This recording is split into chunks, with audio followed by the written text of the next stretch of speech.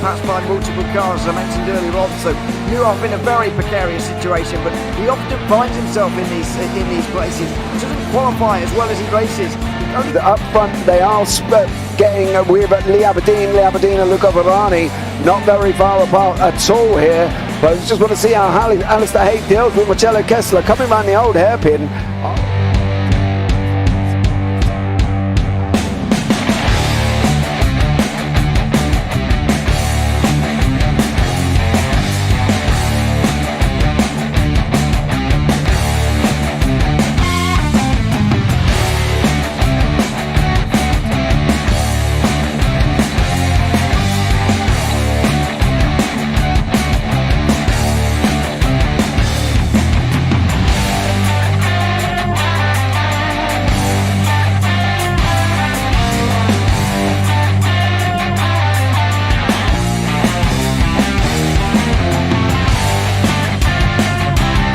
I would say it's not the best decision they've ever made, just not having done that under the safety car, really. Yeah, they're taking their pit stop strategies from Ferrari lately or something. What's going on? In turn one, just too much gas on them, too much feet on the loud pedal, and unfortunately he's dropped him all the way down the order. But Philip Hammer is out in front by an 8.91 seconds.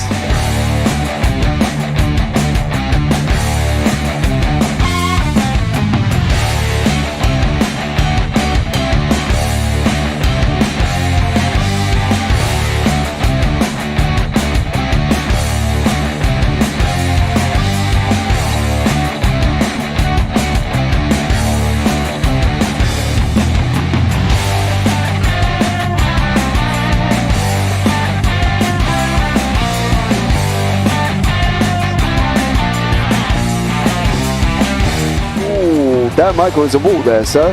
And definitely doesn't want to be hitting that earlier on as well. Difficult, the understeer is in the dirty air through that final corner because it's such a long corner and you get dragged off into the grass very easily. He'll have the slipstream down it towards the chicane. Peterson was briefly alongside, but that slipstream has saved him and kept him in third. Yeah, Varani now lost a little bit of time to Aberdeen, about half a second. Peterson is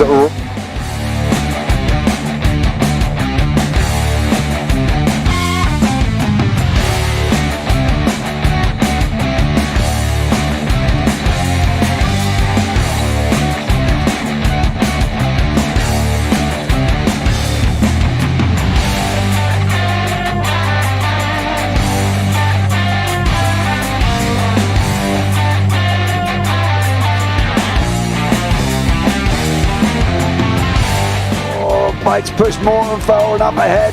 He's got out of line. Is now Pike going to have a go at Werrell? Don't push him off. He's in the championship fight. Jack Werrell chasing down Carl Jacklin. Further down, Rob Williams and Chris Barnes. Sensational run outside line now though for the heavy braking zone. Around the outside goes the Audi R8. Look how much Miller's come back into play. Exactly. Miller's still such up. He's left on second and change. All of a sudden, Miller's back in play.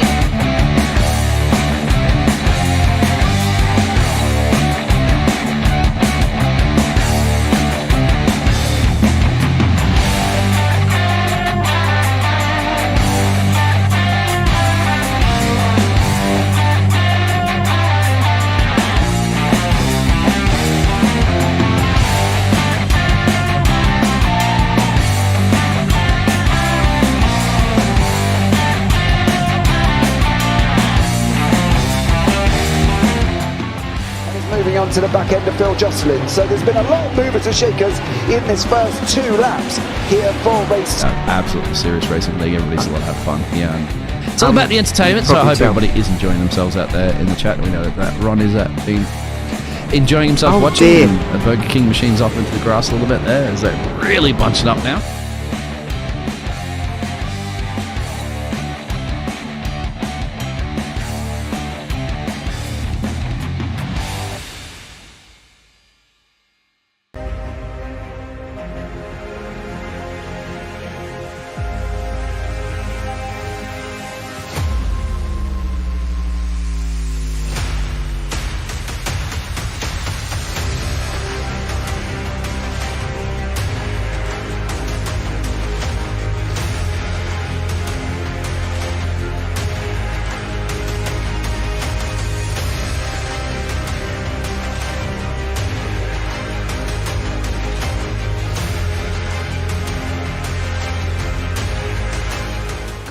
Does he have it? Medeiros is going to get it. Oh, look at the Johnson! Haven't got it! He's on the outside line though, going into the fastest corner on the circuit. Surely this can't work. Dominic Ligner has got a sensational run outside line now though for the heavy braking zone. Around the outside goes the Audi R8. Look how much Miller's caught back into play. Exactly. Miller's still such chopper. He's not on second and change. All of a sudden, Miller's back in play. Can Barry do it? Big Barry's going to do it! Big Barry!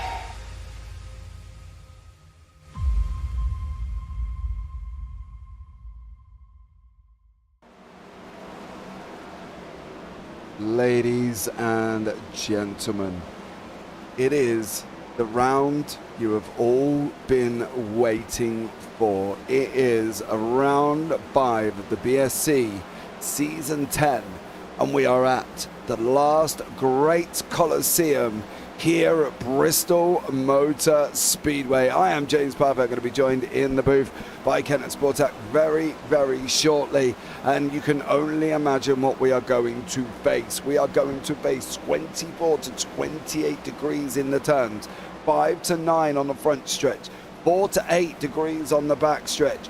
We have got no fewer than 30 cars in the session. I have been running trucks around Bristol all day, quite successfully, I might want to add as well, with my 2 wins.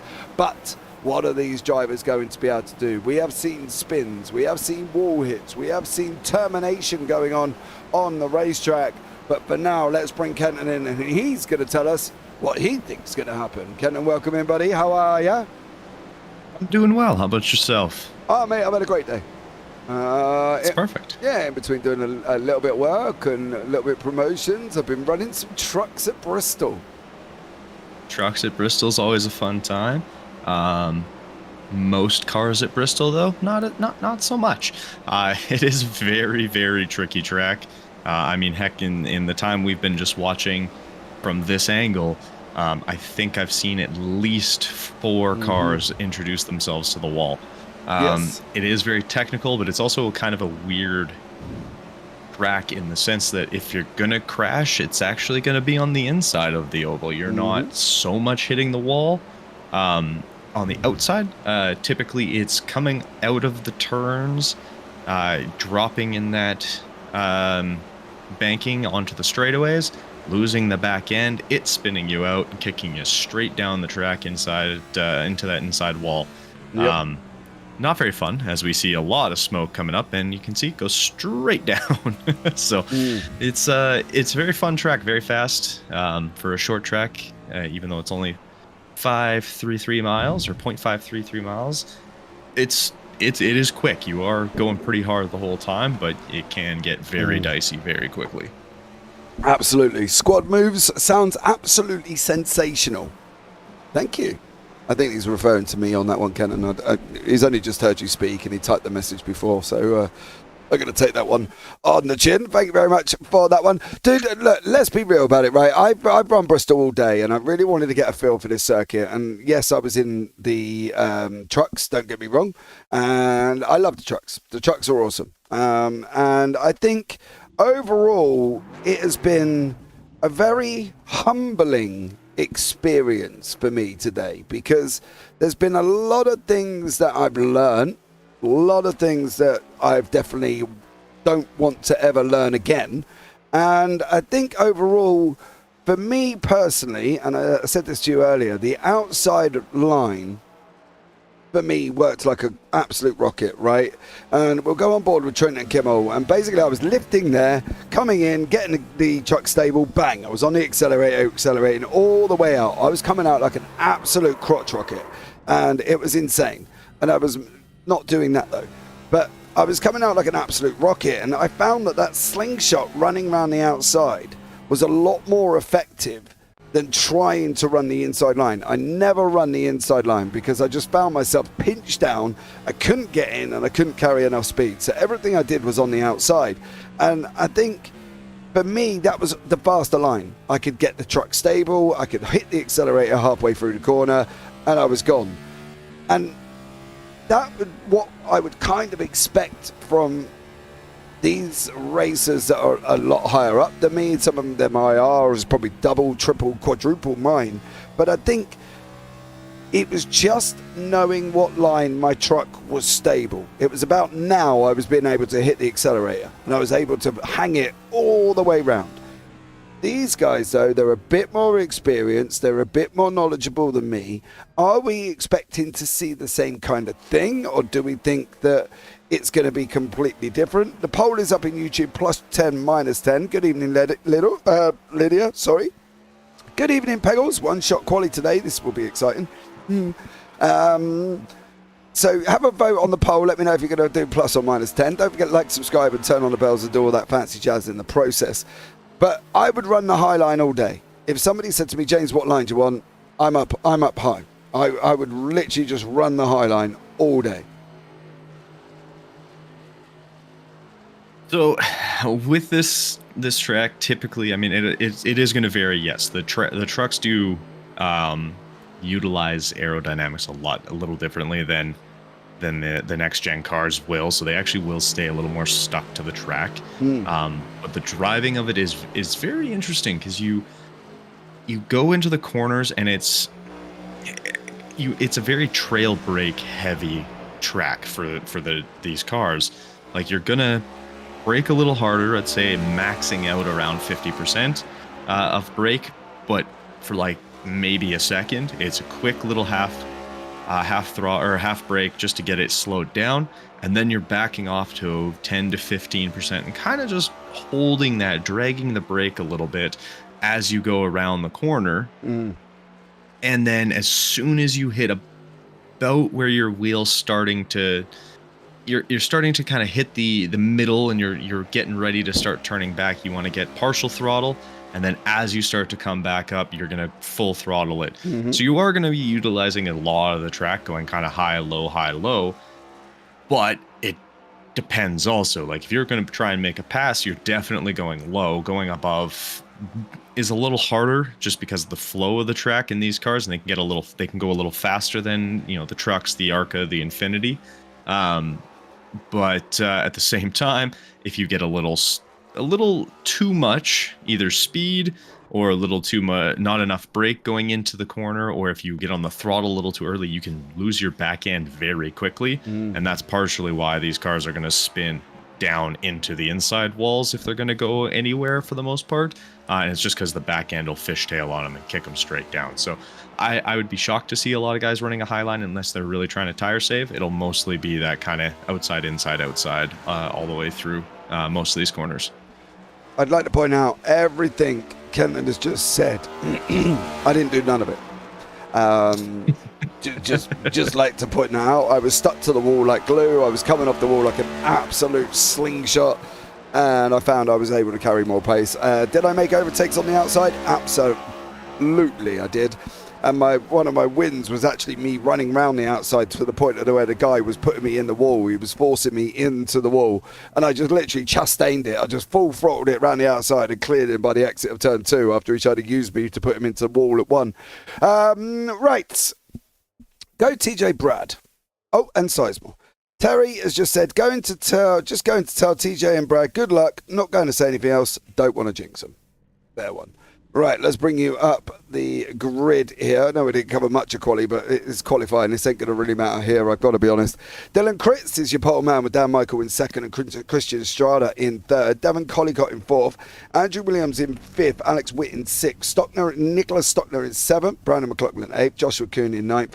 Zach Lewis in 10th, Hunter Castle in 11th, and Andrew Burrell down in 12th. Noel Jackowitz in 13th, TJ Spain out 14th, Andrew Uncris 15th, Terry Murphy 16th, Trenton Kimmel 17th, Hunter Cole in 18th. I've got to come off that shot, it's making me feel dizzy. Seth Pegg in 19th, Armand Brusso 20th, Cody Kern in 21st, Jason Taylor 22nd, Calvin Ross 23rd, and Thomas Kuhn down in 24th.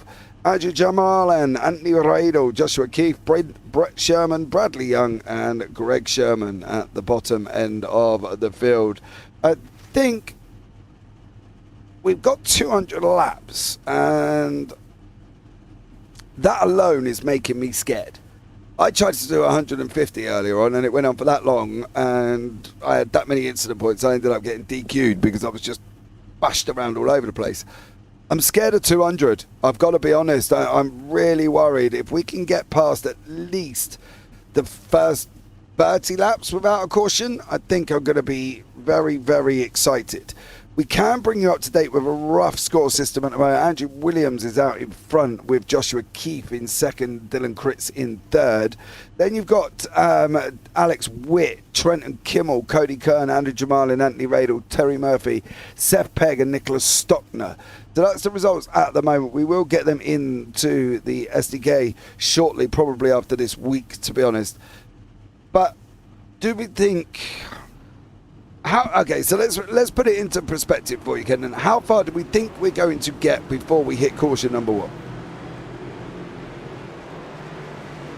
Oh, I'm going to go lap 10. Jesus, man. If there's anything like a race... Actually, I might have to change that based on... Oh. Sorry? Nothing. Go on, carry on. I was just going to say, based on how these guys got away from a standing start, I might actually make that even shorter, because holy cow, that was sketchy. A lot of wiggling and waving going on their way through there. Yeah, my computer had a little bit of a moment for some reason. I'm surprised, though, they started on track. Everything I've done today, I've been in the pit road and just come out the pit road. So I'm surprised they didn't start on the pit road, let alone doing it on track. But, hey, not how cool. So there we go. Welcome in, everybody. Don't forget to like, subscribe, turn on the bells. At least like. If you're sat there not doing, just chilling out watching it, press the little heart button. It's not going to hurt you, I promise. There as well. Right, 77% of the votes say we're going to be over 10. I'm going to end that by... Well, actually, I'm going to do that now, I think, because knowing my luck, we'll start and there'll be a yellow on lap 1 or something. So I'm going to end that now. So 76% say plus 10. I kind of have to agree with that. But... Yeah, I think, unfortunately, that's probably what we're going to be looking at here. Yeah, let's get it underway then. Well, we are off. Dan Michael's on the outside. Chris is on the inside. As these guys go roaring round turn 1 here at Bristol. We're opening up. Everybody seems to be okay. We seem to be moving. Even further back, Seth Pegg is still moving. Hunter Cole still moving. Cody Kern is moving. Calvin Ross dropping down a place or 2. He's out on circuit as well. Great to see Calvin back. Joshua Kuhn in the middle. They're all starting to move.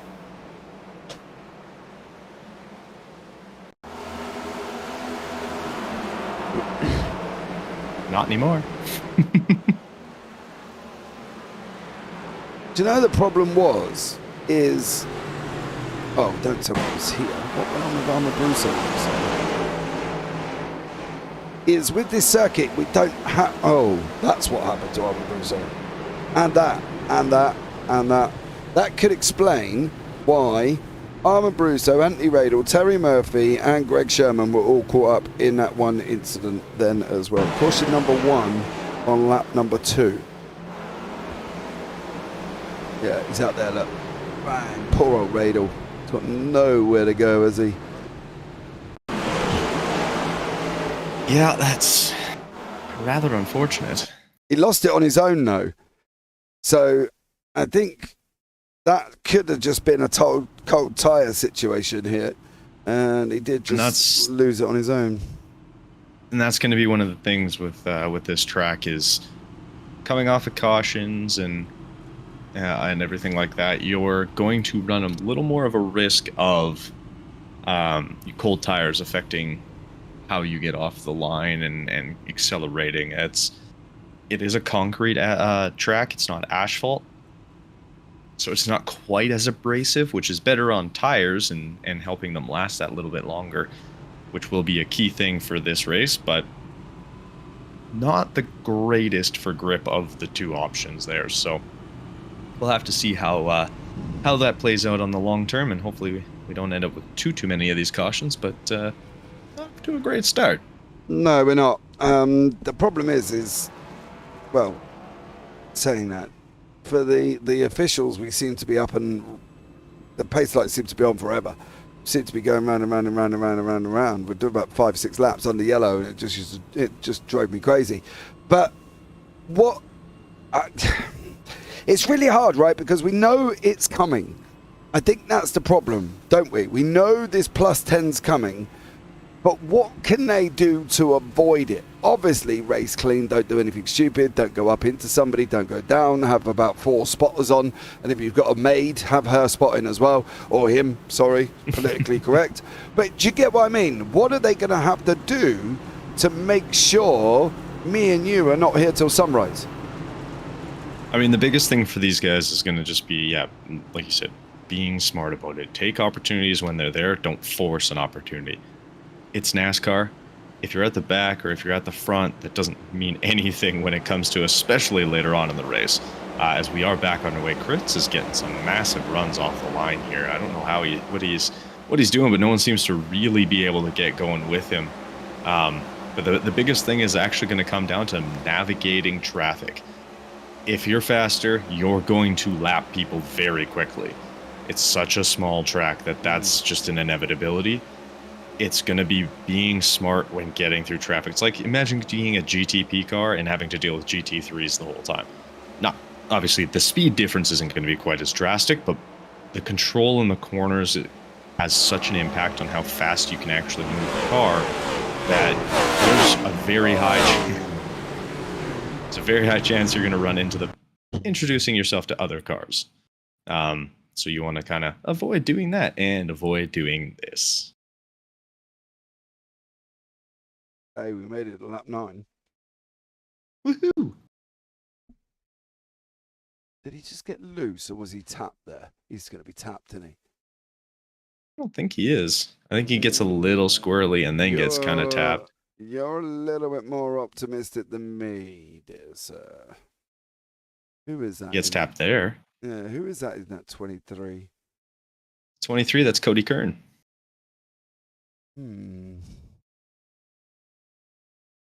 You're okay. That's what, the 52? Trenton Kemmel. Yeah, so Trenton Kemmel. It's hard to see from this angle, right? Like if he actually makes contact first or if he just loses the car. And once again, unfortunately for... it's a bit more difficult to see, isn't it? Mm-hmm. Right, you beautiful YouTube chatters at home, don't forget to get involved. Otherwise, we're going to need all the help and intake that we can get here. That would be absolutely amazing. And the support, don't forget, let's go, hashtag whoever you're cheering on. Don't forget as well that you can get yourselves involved in this great league by checking out the links and descriptions down below and see how you get on, because it is going to be absolutely incredible here once again. You will be able to just fully enjoy some great epic racing at Bristol. Hopefully. Yeah, hopefully. But I mean, fun thing for this is you could kind of see it. It is a double pit lane. It's the only track in NASCAR that still uses a double pit lane. Yeah, I know. Which makes it very difficult to get in and out of pit lanes if you forget which one you're on. See, that was the thing earlier on, right? I ended up having to go up the pit lane, and I went into the normal one on turn 1. So not on turn 1, on turn coming out of turn 4? Yeah, coming out of turn 4. So I went down the normal one that I thought was the pit lane entrance, right? Because that's where it normally should be. And then I got an unsafe pit entry. And then I actually found out that I actually had to enter the pit lane coming out of 2 to go into the pit lane, to then follow it all the way around. I had to go up one side and then follow it all the way around again and come on the start finish straight. But we are up and running. Dylan Critz is going to take once more here at Bristol. He's got an incredible jump again here. Kenton opened up 0.52 of a second over Dan Michael Christian Sharp. Yeah, I mean, he's gotten some fantastic jumps. Must be talking with Alex Witt and how to get these massive starts over on everybody else. But yeah, you can kind of see, so we've got a few cars staying a little higher, trying to save those tires as best they can. I mean, with the cautions coming as they have been so far, it might not be. Oh, and there goes Alex Witt, sorry, as he just, I think is, yep, there it is. That should bring out a caution. There it is. I saw it go sideways. Oh, there's more crashing. What is... Welcome to Bristol, everyone. If your car finishes with no damage, you lied. Where are you, Mr. Whip? Because you did a lot of it. So he starts getting loose on his own, doesn't he? Well, he starts to go down, and I don't think he realized that. I think that 124. That's Stockner. I don't believe. I don't think he realized Stockner. No, look. It didn't. And he kind of tries to save it. Hold on, look. So watch the front right of Nicholas Stockner. Oh, it just neck coated. Mm-hmm. And then Dan tries to save it. Alex tries to save it. Alex, yeah. All right, I got there. And then, unfortunately, it looks like he floored the accelerator again, didn't he? Yeah, he got back on the throttle, thinking it was caught, and at that point, he's just not. And unfortunately for him, he says hello to the 83 car. Definitely does, which is Joshua Kuhn, who, unfortunately for him, has not had the greatest start, and there's TJ in there as well. At that moment, my PC turns around and says, whoa, what the hell is going on here? So there was a lot more after. Joshua Kuhn did have another little bit of a ta-ta-ta, I feel, as well. During the pace car, or does he just... Yeah, that's the pace car there. Oh, there he goes. Oh, no, he doesn't. Oh, nope, no, he is. Oh. Okay. Oh, don't back up on the track. There was some other incidents behind them as well. I think, yeah, Jason Taylor, it looks like he had himself a little bit of an incident a little further back as they were trying to avoid making contact with Kuhn or not Jason Taylor, Zach Lewis, I think is still back. I don't know. It's hard to see on my screen here as to who hit who with where and why. Who to what and what and why. Brian McLaughlin and Andrew Unquist look like they've had a bit of a moment. Yeah, that's what it was. What are they up to now? Are they giving each other little love bumps? I really hope not. They're trying to bump anyone, to be honest, but especially not when they're supposed to be single file. I'm not entirely sure what else was there. Maybe it was just the fact that they checked up and went rather slowly. Dylan Critt's breaking away, though, at the moment.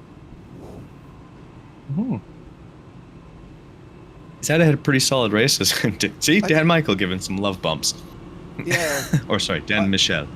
I don't love the fact that you said we've had a pretty solid race, and we're on lap 21. I mean, so far, he's had a pretty solid race. It's been helped on the fact that no one can get past him, because the moment anyone starts making any form of a move, there's a caution, unfavorable colored flag waving. Let's go with that. And if you don't know what color that is, look to the left-hand side of the timing tower, please, because it does literally give you what color they are searching for. So, right, let's get this back up and running again. Crit's on the inside, waiting for the green flag. And it's going to be up and running, and we are going to be green. Mike Michelle sticks with you this time a little bit. They're looking around Crits to get away as much. How far are we going to get? Well, we're going to get as far as we possibly can as we go down to Hunter Cole with TJ behind. And the number 20, I believe that's Calvin Ross behind that as well.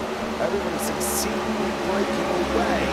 And how long do we think they're going to be doing that for? It depends on how it smooths out. If everyone kind of gets, I don't want to say single file, but gets a little less weaving on this front straights and back straights, and a little not so checking up on people, it does make life a little easier and less chances of it. But once we start getting into guys going past and as we see, I think that's Murphy there, scraping along the wall, taking some of that paint off. As we start seeing guys try and move by, either lap traffic or just trying to make a move, it gets a little scarier, a little not so fun.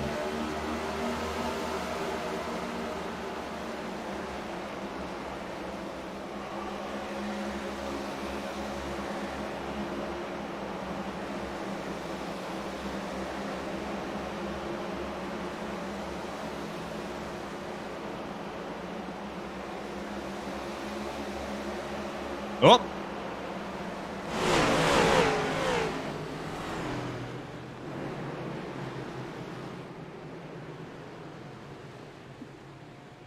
I'm not sure he actually held on. It looks like he got it very sideways. Hey. Yeah, I was like, he bounced pretty good.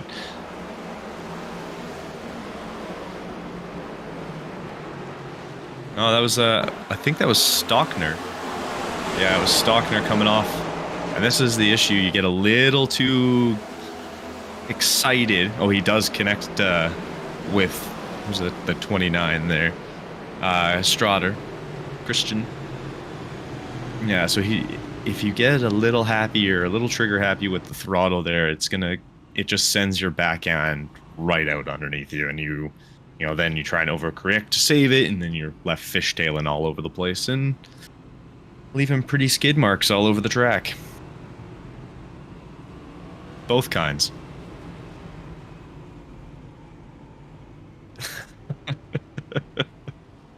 Even the ambulance is ready to go. It's got its lights on already. We're slowly making it.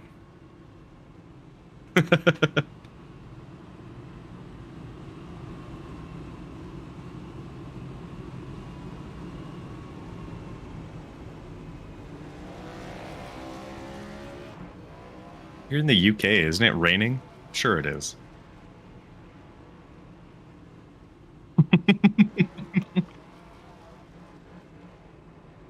I don't know. Maybe. Have your little collection, filter it as it goes down, and write in like a little hamster, what's it called? Water things with the little, where it just like drips down. Yeah, just do that. You're gold. Whatever they're called. What is it? Okay.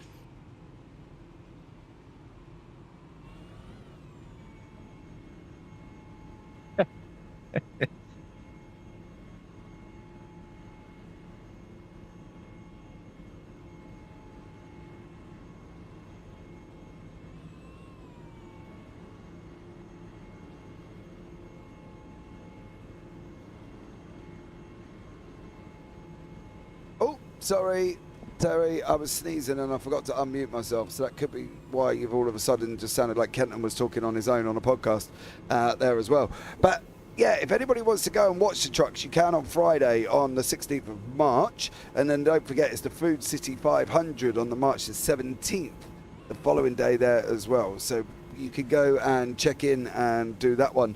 And go and have a look if you're near Bristol. Michael, we've heard you. We've heard you. No, I was sneezing, so I muted and then forgot to unmute. I'm sorry. It's called a sipper water bottle.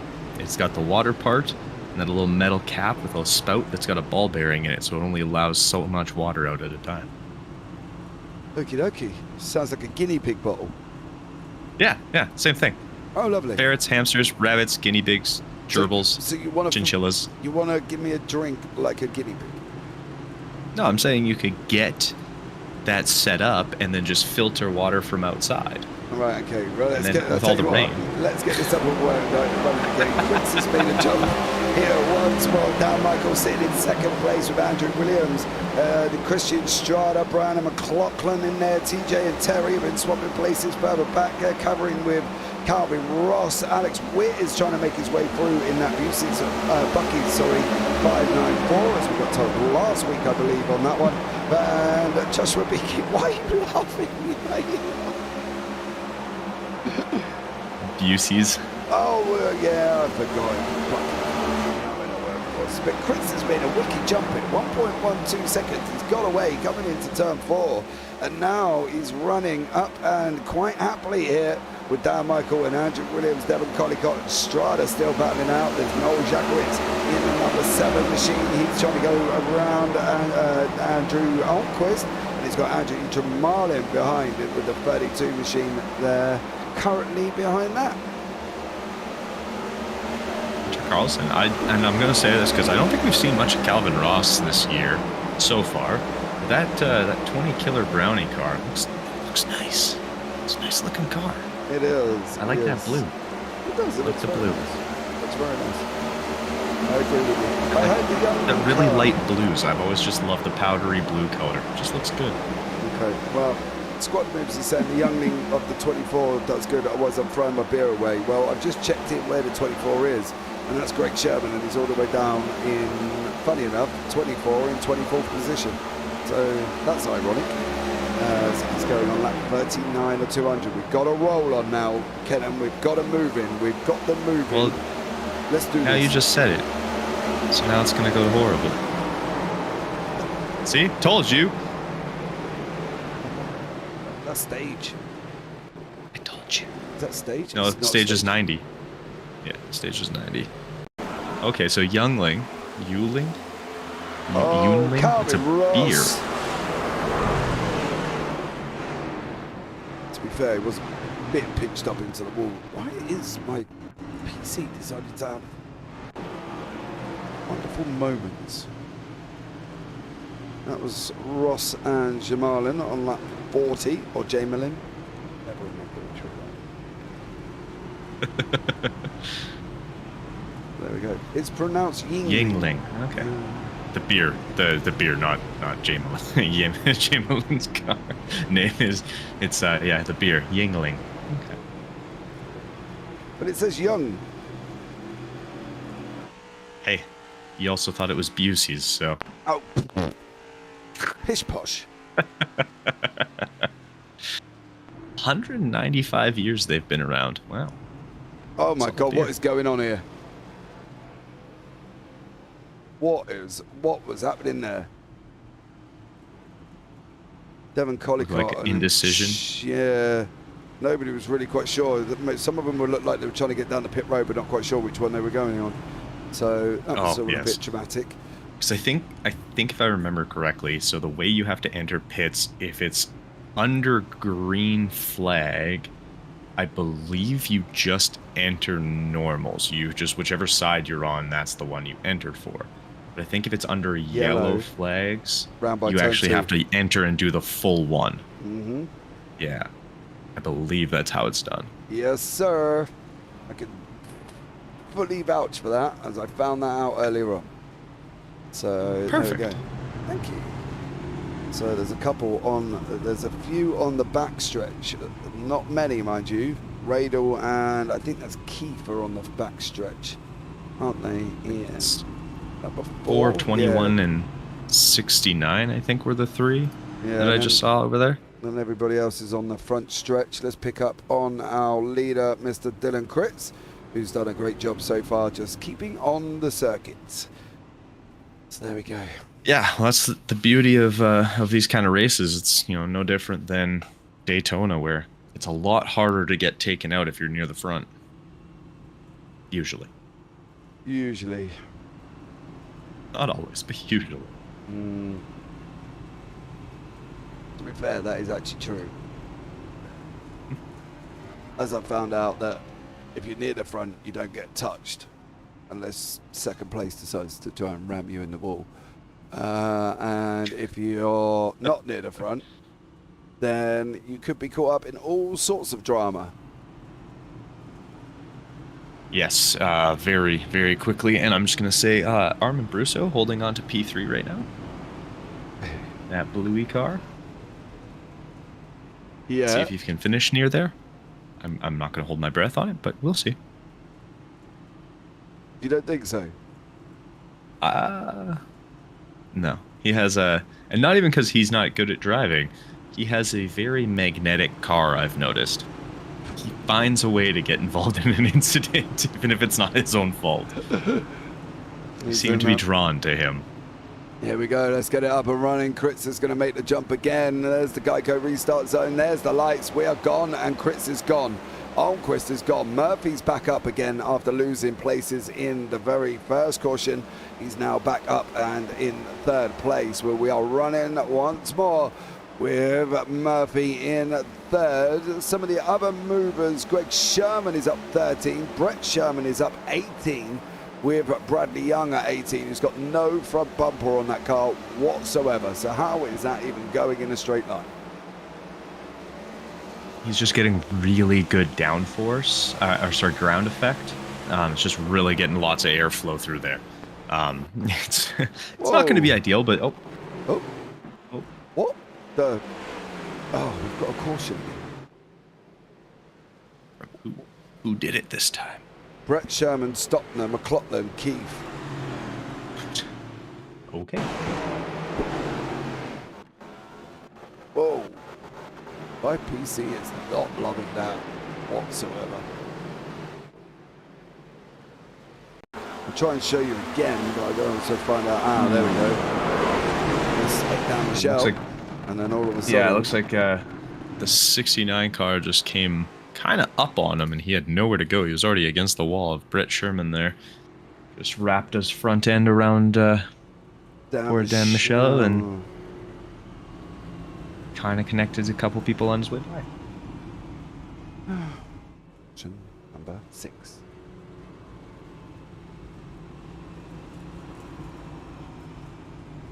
Wonderful. Let's go, boys.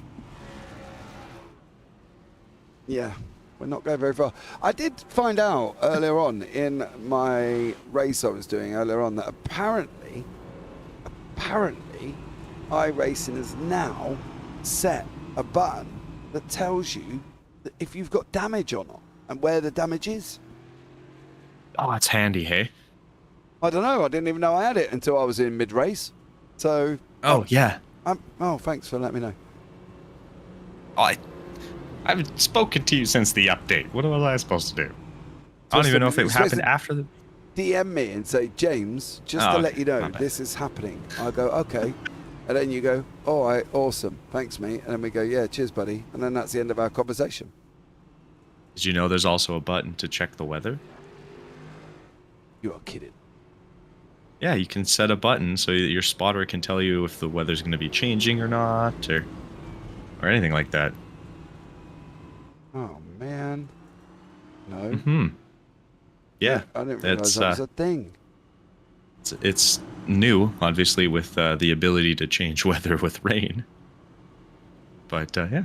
Oh, man. Right. Better get looking into this then, and I really, because I didn't realize that even existed. So, yeah. I will get on that. It's good for a lot of races coming up, where depending on what series you run. I mean, if you're mostly doing ovals, not really a problem. These aren't going to have rain, so. No. But, yeah, if you hop off and start doing, I don't know, Sebring, you know, the first special event after the rain being introduced, which is pretty much all but guaranteed to have rain. I mean, it's in Florida, which is always got rain, it seems like. Mm-hmm. It's either 30 degrees or pouring rain.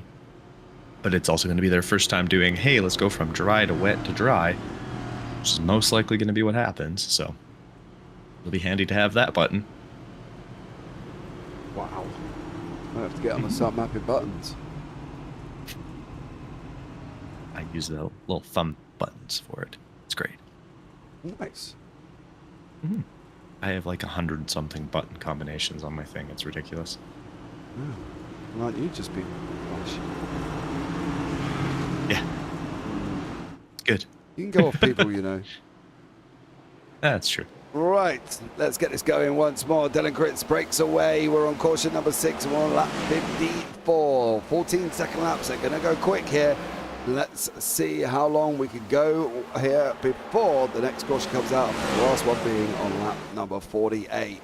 Brusso nearly gets tagged by Williams. Brusso's running that high line. Williams is coming underneath. Jason Taylor is there in that lovely pink machine liveried as well. So great job from him as these guys are going to go battling round, coming into turn 1 right about now. They go whisking past the camera at full speed before the leader enters into 3. There is Dylan Critz coming through 3 now into turn 4 and does an absolutely incredible job. Let's hope these carry on. I'm loving the green laps as we're on lap 57. Taylor that's a nice car too. Solid livery that Taylor's got here. Although we have to check out Peggles' at some point his livery, because he is rocking a new livery for every race, is his goal. So I'm very curious as to what he is running today. Runnings Warehouse. Is that a Runnings or Bunnings? Yeah, I'm in the same kind of scenario whether or not it's Runnings or Buddings. to be honest. It's just about to go underneath the 19. Nearly. His front end looks a little flat too, so Yeah, he's obviously not having a great day there. No, he's obviously made some impact with somebody at some point with some form of problem as Pegos, but Dylan Critz is breaking away on lap 60, doing an absolute amazing job at opening up 1.55 seconds to Williams, Murphy, Taylor, Armquist and Dan Michel trying to catch up in the background. He's got Witt. Brusso is now down in, where is he, 10th place. Hunter Coles there. Angie Jamalin is there. He's got TJ right up behind him. And then we got Estrada, Cody Kern side by side. Then the number 32, Devon Collicott there. No, that's the 91. Who is that 30? Who's on the outside in the 32 machine? Or am I reading Carlson. that right? That's Carlson. So Carlson's Hunter out Carlson. of position as he's a lap down here. Yes, I was going to say, I think he is further back, but yeah, he's the 32 car. Yeah, no, Kritz has been absolutely flying. I mean, he's doing everything right, just staying out of trouble, keeping his car pointed in a forward direction, getting good jumps when they have restarts, and just kind of doing his thing. And you've been told off in doing it YouTube well. chat as well. You can't talk about Florida temperatures in Celsius. Oh, right, I forgot the American school system doesn't teach Celsius. they Sorry, not? 110 or pouring rain. Upside That's down, like isn't it? 43 Fahrenheit for what it's worth. It's like you're Or explaining the UK. Celsius, sorry. Yeah. Wait, you guys use 10 degrees Celsius, right? Yeah, we use Yeah. Celsius. Yeah. Most, I think it's like them and like Burma are the only ones that don't. Some random Burma. Andrew Williams, Jason Taylor, and Dan Michel. Dan's trying to push that outside line. You can see him. He's going to send it 3 wide. Is he not at the moment? And Dan Michel doing an incredible job. So there we go. As he's sitting in 3rd place. What happened last week, James? TJ said something about rain low. It's a simulator. Yeah, they brought rain into it, sir. And literally what they did was the update played absolute havoc with everyone's sessions that were planned before the update, to the point of where they actually charged me for a session that was basically just trashed. It was not, it wouldn't work, it kept kicking people out, and any session before the update being made had to be cancelled as my PC's having another breakdown. Yes, yeah, it's only for road. Oh, it looks like Krit's coming in for his first pit stop, as we've started to hit that point with 71 laps. And wow, yeah, Yeah, I'm not quite entirely sure why all of a sudden it's having a mare. Just bear with. but yes, as we get our first run of green flag pit stops. Who would have guessed that would be a thing today? But they added rain for every road circuit and every oval road circuit. So like all the Daytona's 24 hours circuit setup and stuff like that, but none of the actual ovals have rain. So you're not gonna see rain at like Bristol or even Daytona's oval setup. But if you're doing the Daytona infield setup, it'll rain. It's weird. Bear with me, guys. It's just physically kicked me out of the session, so that's nice. Oh, well, I can keep up to date. So Dan Michael currently holding on to P1. Michael Williams just behind him. Taylor just behind him. Kimmel going continued. Alex Witt is holding on to P5. Yeah. Bear with me. I'm loading back in, gentlemen, ladies and gentlemen. It has just booted me out the session, which is very nice. So we're not saying that the update broke things, but the update broke things. Yeah. It definitely broke whatever is gone on. We'll flick onto the start screen for 2 seconds, guys, and we'll be right back after this.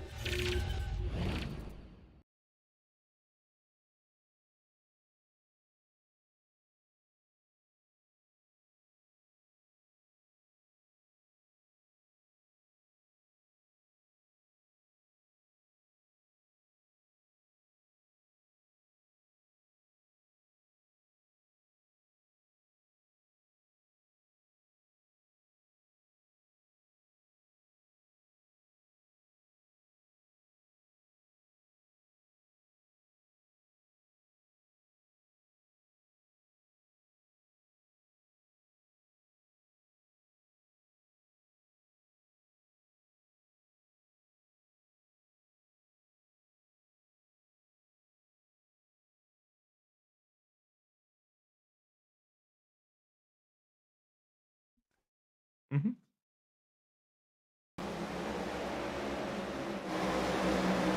Okay, guys, we are back. I do apologise for that. I have not got a Scooby-Doo what went on. Nice radio program. All right, Terry, I'm sorry. It literally just kicked me out of the session. Dan Michael leading by 2.5. He's coming around the back markers. He's lapping everybody up to 14th place. Mr. TJ's just been lapped. Calvin Ross is just about to be lapped here. And Seth Pegg, unfortunately, looks like he's had a crash and has had to jump back to the pit lane. He was already in a very dangerous, damaged-looking machine. Did he just get helped?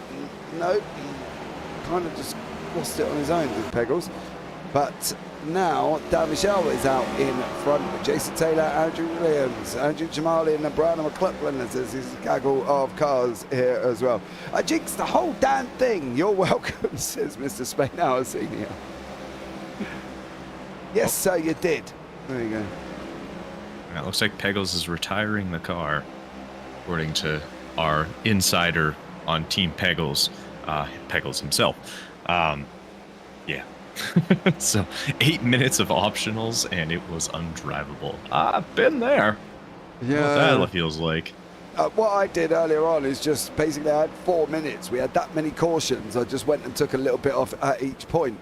Stage break very, very shortly, and Dan Michelle looks like he's going to be the stage 1 winner here. So fair play to Dan. That will be stage. Well, that's going to be a stage break. Yeah. That will be stage. That was Armand Baruso looking like he may have just caused that one. We'll have a look back in a brief minute and see if that is necessarily what happened. Oh, it is. Yes, he's facing the wrong way. So that's the wrong way. Yeah, well, we'll put that down to stage. Dan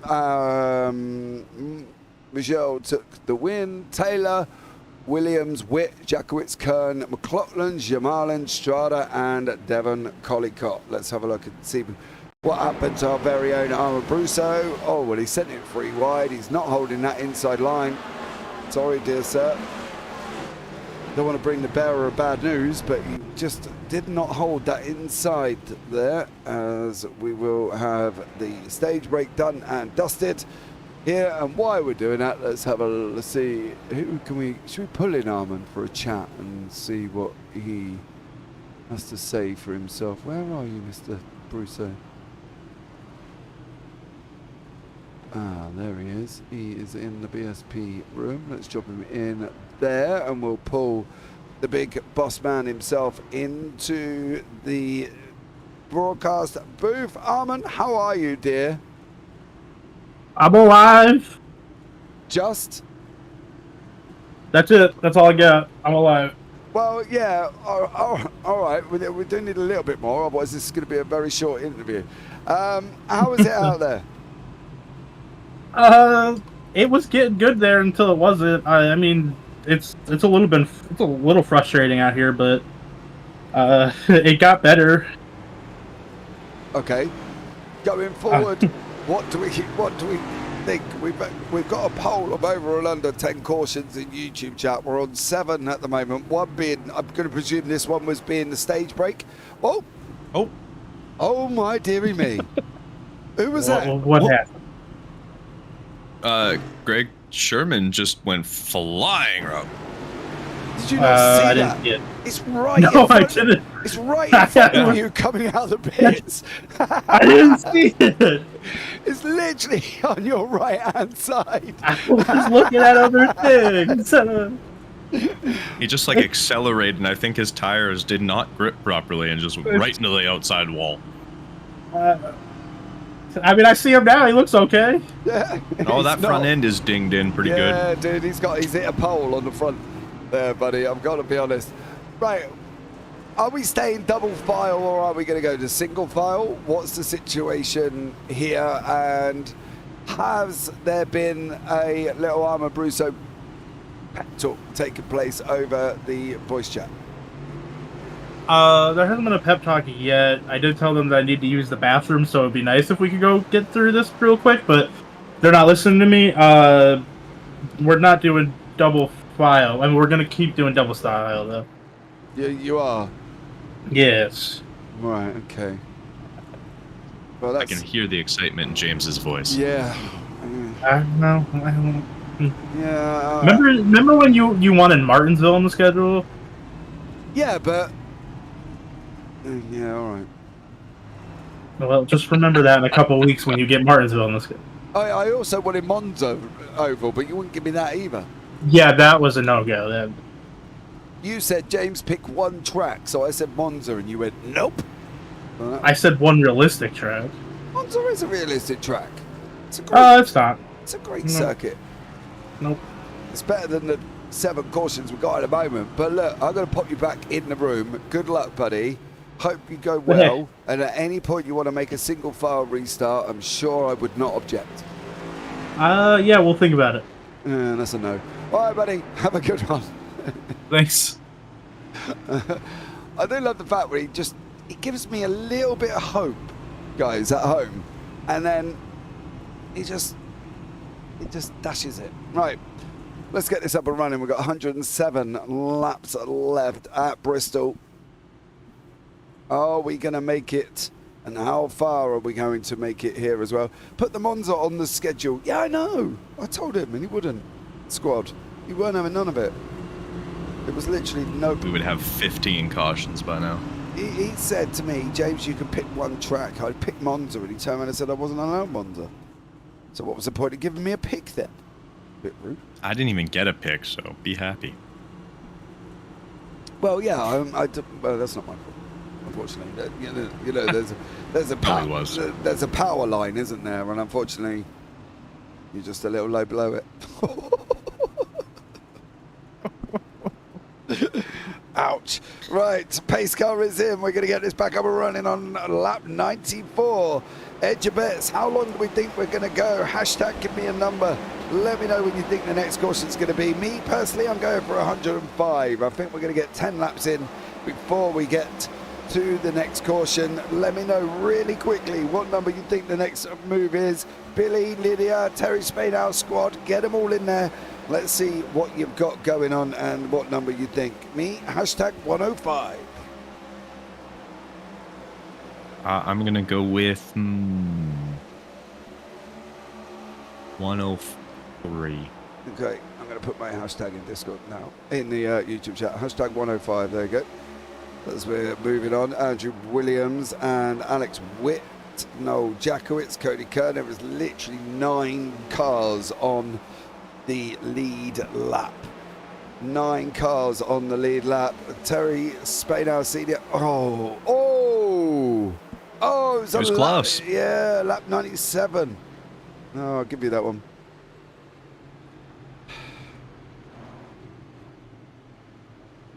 To be fair, he was closer than anyone. Yes. Do you know where that was? Because I physically can't see. Oh, Brad's got a bumper. Oh no, Brad. Anything as to why that would actually happen. Oh. I heard scrape. I heard sliding. There's a wall. Who is that? That's TJ on the inside, right? Who's the 8? Who's the 65? Is that Jamalin? Andrew Jamalin. Jamalin? Oh. There we go. Found him. This is the only thing, guys, with this racetrack is the timing software does not tell you who it was, and until you actually have to go back and hunt through and find out who they were. But it was Jamal in lap 97, so Terry, you were close enough. I don't know, but I know the 24 I was rooting for ain't gonna win. You never know. You never know. That is Greg Sherman. However, Greg is 5 laps down. Things can happen. I was 6 laps down in a Daytona race and made my way back to the front of the race. Yep. Before getting completely taken out by someone else. And then, but it could happen. It could happen. Very slim, but it could. The amount of cautions we keep getting, unfortunately though, is not even the lucky dog. 99, that would be Tom Kuhn is the lucky dog at the moment. So he should get the wave around. We have not got many people on the lead lap. There's like 9 cars there. I jinx TJ, I have to stop chatting. No, Terry, it's not your fault. You're not in the car. Blame TJ. He's the one driving. As well. Oh, you meant what lap was the next caution? I wasn't listening. Oh. It's okay. It's okay. Me too. Yeah. You're really not the first person to say that they haven't listened to us there, buddy, to be honest. Because most people tune in and they go, an Englishman on NASCAR? Nope. And then press the X button. You ain't the first one. Thankfully, I was raised in Alberta, Canada, which is we jokingly are referred to as America Light. So I sound enough like it, and it's not too much of an issue. But then I slip in that A every once in a while, and everyone goes, Canada. And then you go, do you go y'all? No. You don't go, we say A. You don't go y'all. No, yeah, that's actually a southern U.S. thing. That's not even most of the states. It's just a southern. I know, but everybody I talk to just seems to say it. It's because you talk to most Americans you talk to are NASCAR. This is true. It's very prevalent in the NASCAR culture. I can't help to say y'all. I like running NASCAR races. The problem is that NASCAR doesn't like me. As I found out at Auto Club earlier on today, it did not love me whatsoever. So, yeah. Right. Dan Michelle, Andrew Williams, Alex Witt, Noel Jackowitz, Cody Kern. There's a blinker in the middle. That's the number 23. That is Cody Kern.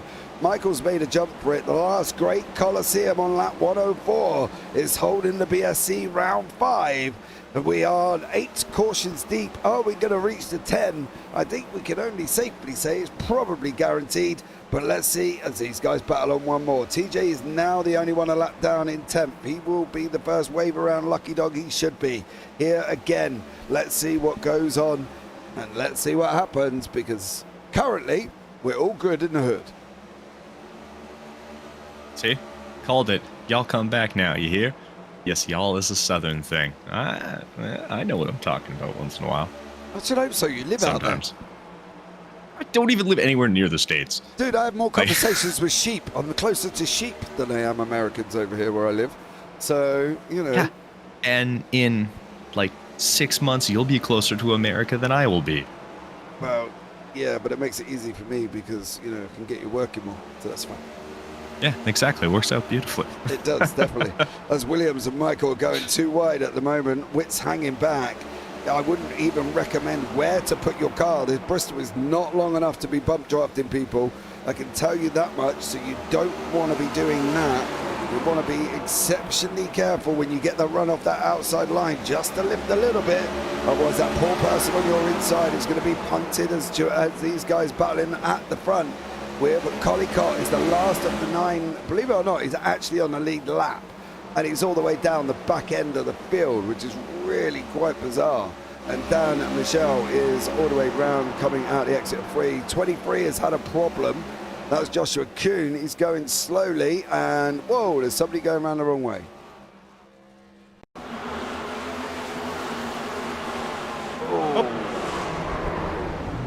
Coming up. Oh, I wondered when the yellow flag was going to come out, but it came out after Brian and McLaughlin decided to crash. And if you hadn't have shown it, you would never have known. And okay,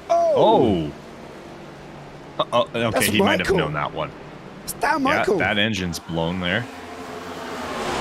Why did that caution not come out before? Who was it in the wall? Who is that inside car? Who is the 19? The 19? I have no clue who was in the 19. Thomas Kuhn. Thomas Kuhn? Yeah. Oh, he moved in. Where did he think it was going to go?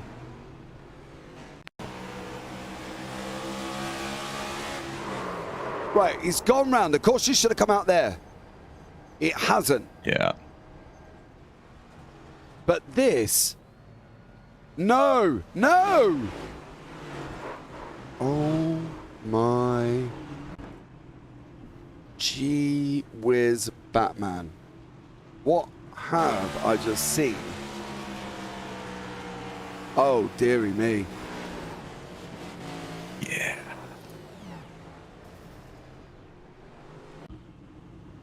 Oh, I heard an engine brake too. Oh, bro, there was somebody smoking.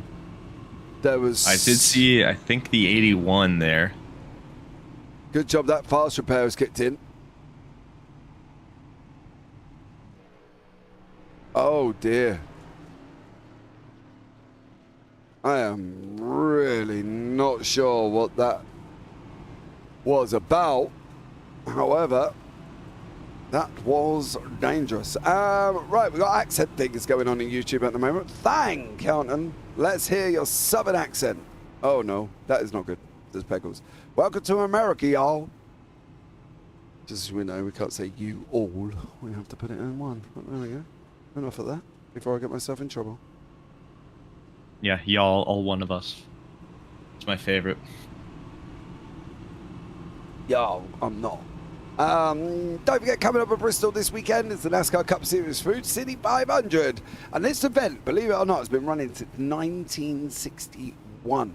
So get yourselves involved if you want to go to Bristol, if you live near Bristol, for the Food City 500. You're going to want to go for Sunday tickets, really, unless you want to camp up there and go for the whole entire weekend. Well, if that's the case, you might as well go up there. Right, seats available. There is section RP, section seat road D, road number 30. You can get that for $91 at the moment. So there we go. There are a couple of packages available once more, and if you would like to get involved, you can. And if you're really feeling flush and you've won the lottery and you've spoken to Terry Spain, our senior, really nicely, who's going to turn around and say, yes, I will buy you all tickets, there is ones up for $122 plus, and that is just for the Sunday, okay?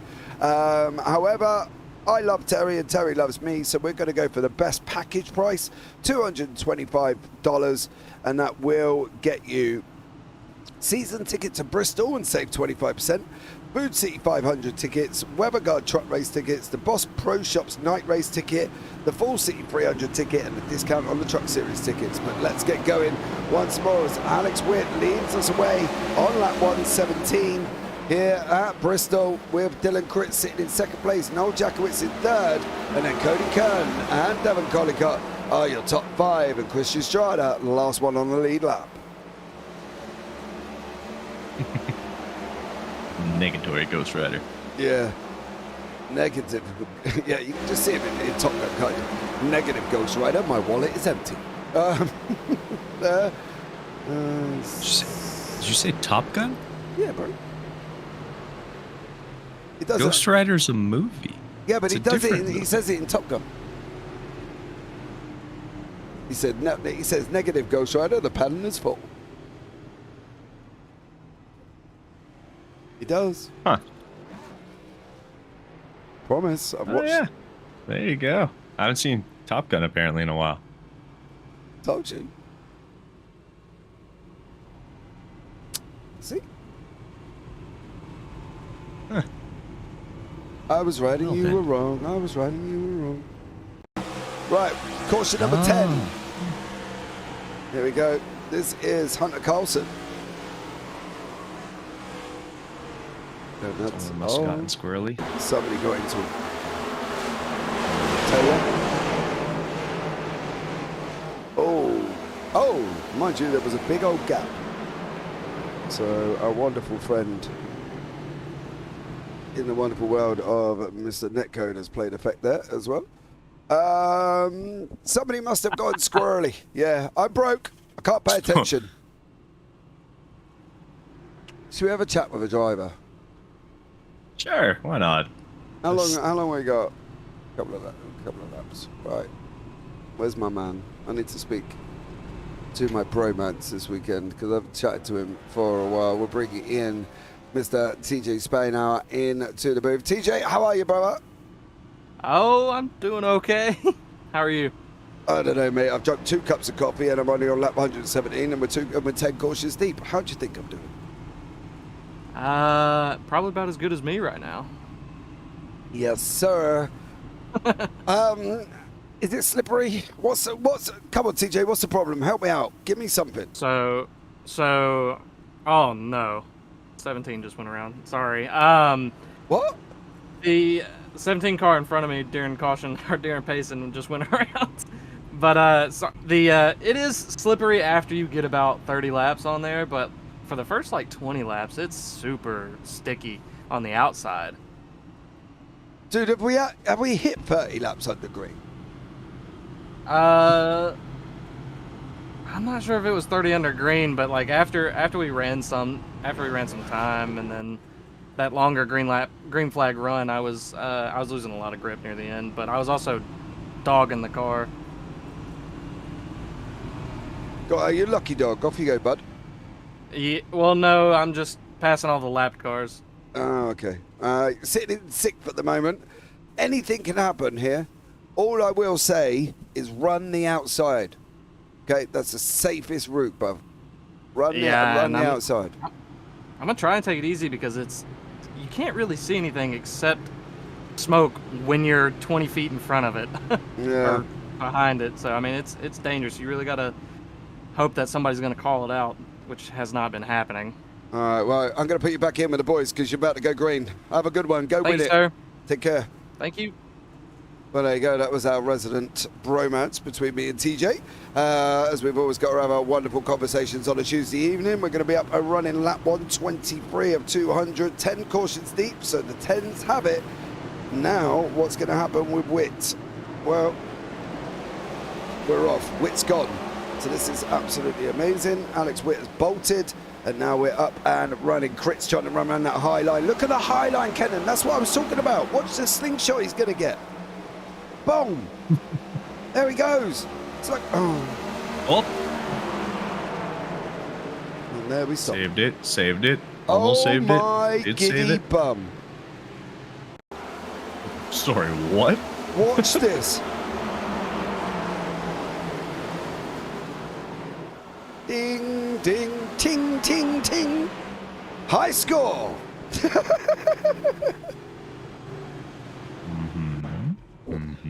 I never knew there was any big ones in Bristol until that moment. Do you know what, right? That would be a TikTok in the morning with the pinball ping in it. It's like, yep. I'll get that up, I think, from Murphy. 1, 2, 3, 4, 5, 6, 7.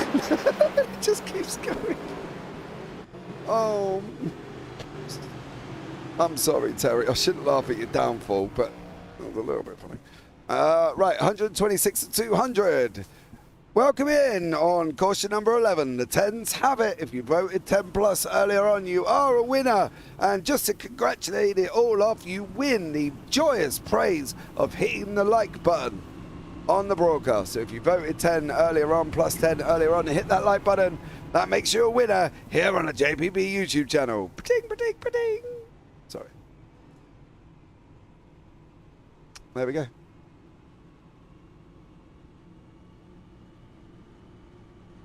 It's late. I'm sorry, I'm late. It's late. And we're on 127, and I'm 11 cautions deep. I can't even remember what lap number.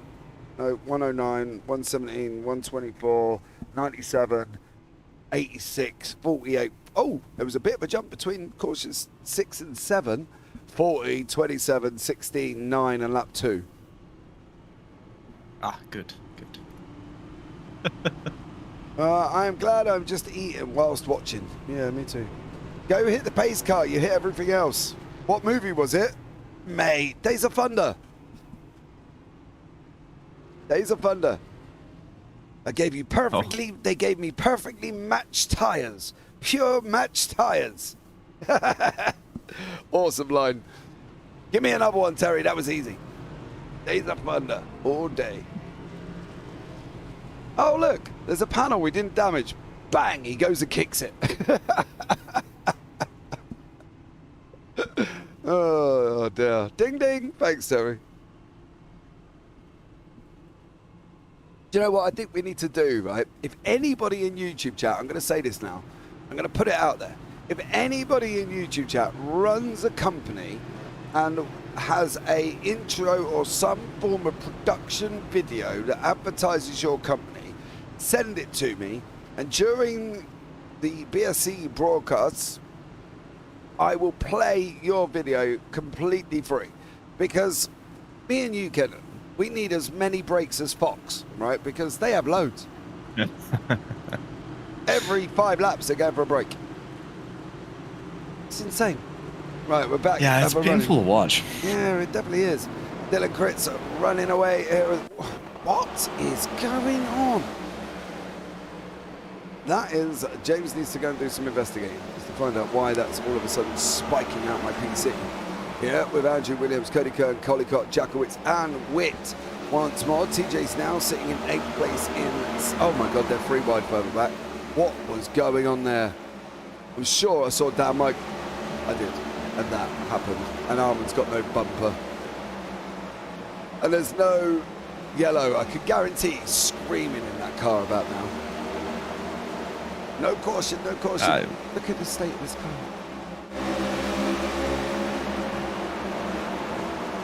Bet, says Seth Pegg, he's going to send me one. Send me one.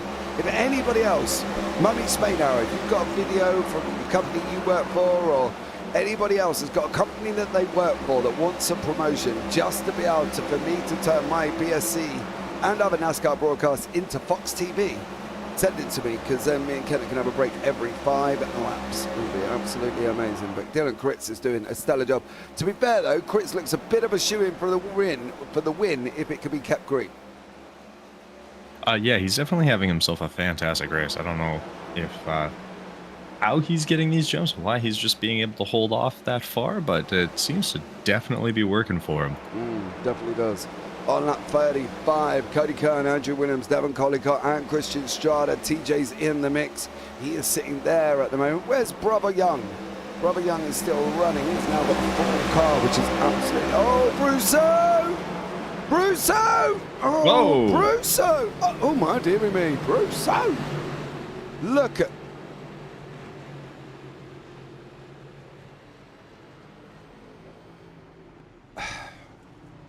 He was very quick to throw that caution flag. I wonder why.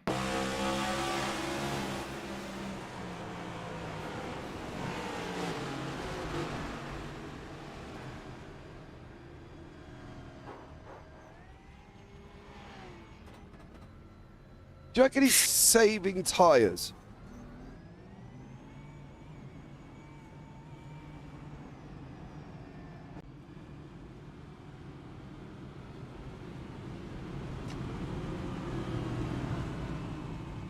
Right. So there we go. Caution number 12, lap 136. And he hit Brother Young. Brother Young. Oh, was that... Oh, Greg Sherman. Did Sherman get hit by that? Oh, he did. Oh, dear. Do you know, how? Maybe we'll put up a poll and say, how many cars do we think are going to be remaining with bumpers? What do you reckon, Kenton? 6 at this rate. Although even that feels like a large amount right now. So there we go. Matrix is reloading. Help! I'm on fire. Lol, Ricky Barbie. Oh my God, what film was that from?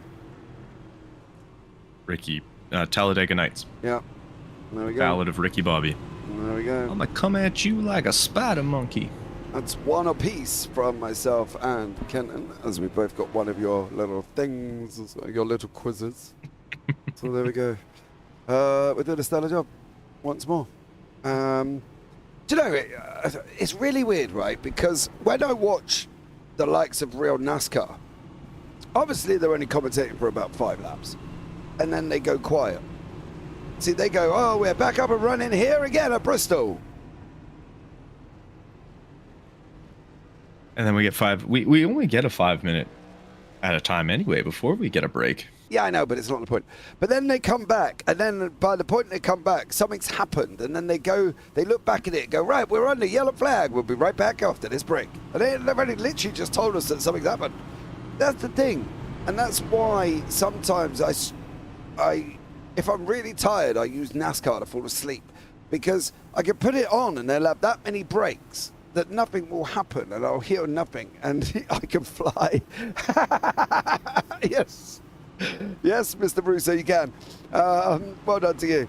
Pegos, if you need a break, I could jump in for you, James. Not sure it's the same quality, but I got it. I know, dude. It's not about I need a break. It's just about that sometimes we sit here and we sound like we're doing a NASCAR podcast, don't we, Kenton?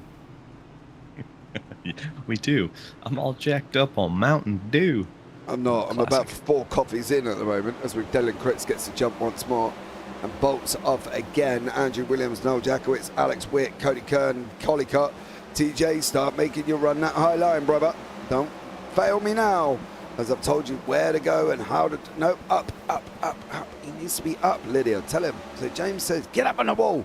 As we're running here with only 11 people on the lead lap now. That's great. Andrew Jamalin is the last one, I believe, on it was the lead 9, lap. so we're gaining people. We are. I think... No. Yeah, I think Lucky Dogs has got a thing to do with this. So there we go. As Dylan Critz leads away again. I think James is all jacked up on Mountain Dew. Definitely is not Mountain Dew. However, it is a cappuccino. It's triple espressos. Yeah. Don't. To be fair, I'm loving this time as well at the moment until the UK goes forward, because it's an hour earlier for me. So that's great. But Oh, yeah. can't quite get it to stay this way as time zones kick in at the end of March for the UK, and we end up going another hour. I don't even know where are we? Spring back? I don't know what it is. We go one way or a clock. Spring forward, fall back. That's the one. And do you know the weirdest thing? I still ask the wife every time the clocks are due to change, babe, which way am I putting these clocks? Bring back, fall forward. Nice. I prefer that, really. But I just prefer let's change the tools. yeah, there's an argument either way. I do think it's funny that in Canada, our largest space of farmland is out in Saskatchewan, and they're the only state or only province in Canada that doesn't follow the time change. They don't change ever. They just stay the same. So it's funny that it was done for farming, but the one place that's massive for farming doesn't do it. But how does it... This is the question I don't really understand. As Alex Witt and Williams are going side by side, round turn 3, coming out the exit 3, Williams is going to have that inside line. Hunter Cole's just gone into the pit lane. Another green flag pit stop for Hunter Cole's. We're on lap 151 here. Williams and Witt, I just want to see how this plays out. Again, Williams, don't forget, is one of the ones sitting at the top of the score sheets in the championship. So he is actually leading at the moment with Alex Witt in 3rd. So, yeah, Williams is on 129. Witt, who's in 4th, is on 98. That's going to change on stage breaks that we saw earlier on. And it looks like Williams has got a jump. What I don't quite understand is how did it help farmers? An extra hour of daylight? I have no idea. Couldn't tell you. Great. They can start whenever the heck they feel like it, really. So it's I don't know.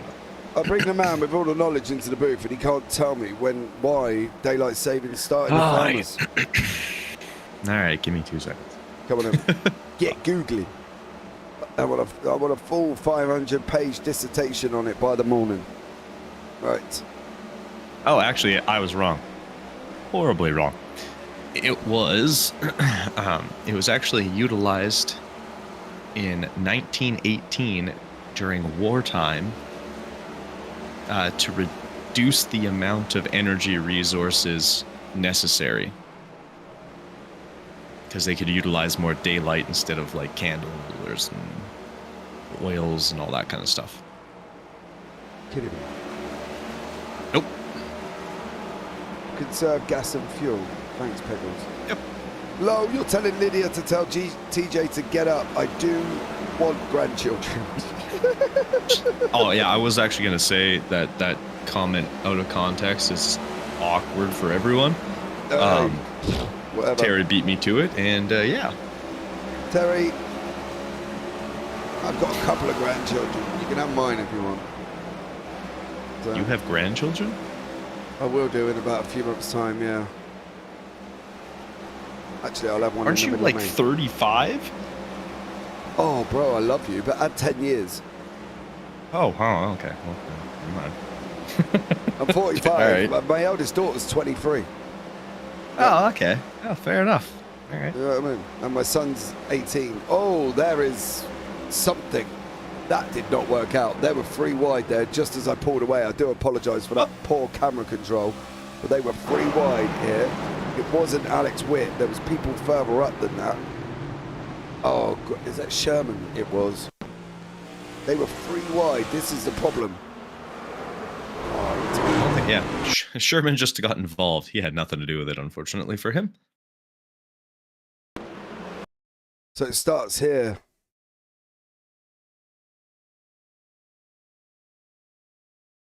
Who is the 69? That is Sherman. Here comes It's the other Sherman. Oh, here comes Brad.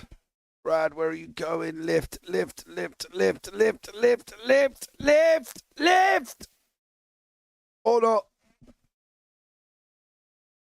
And unfortunately for Mr. Young, and then all of this happens. Drats. Who's in the 52 at the moment?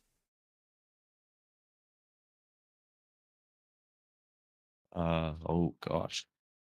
Am I going blind? I swear sometimes my numbers do not match up to the ones I'm staring at. Trenton Kimmel. Trenton Kimmel. Yeah. Yes. Unfortunately, Mr. Young, you might have to take a little bit of responsibility for that one. And there we go. On caution number 13. Give it a couple of years, says Lydia.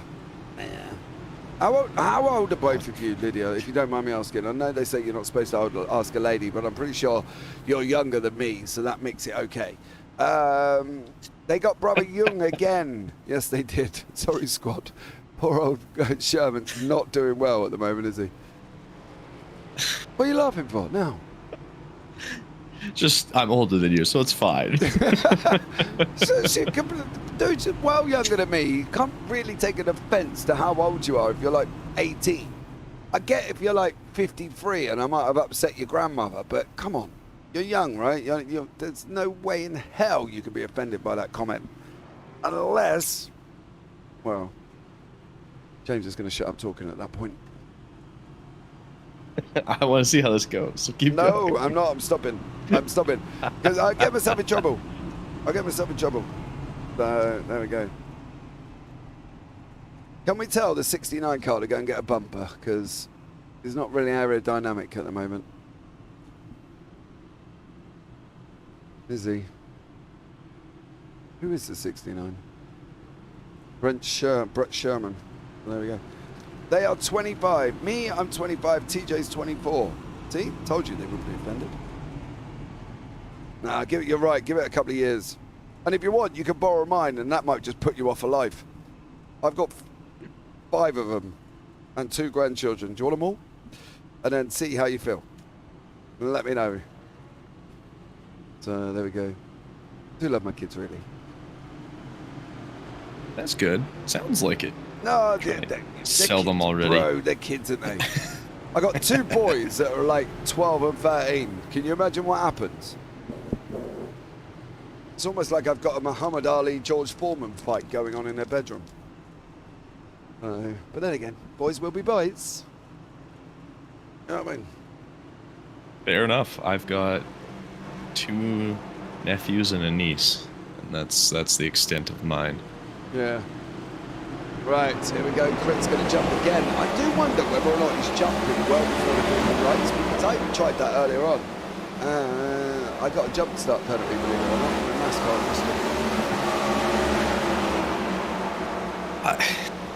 At least it's not like track racing where if you go early once you're disqualified. So Yeah, but on a 14-second over, you drive through. You've got to drive through from the other side of the pit lane. It kills you. that's true. That will cause some problems there.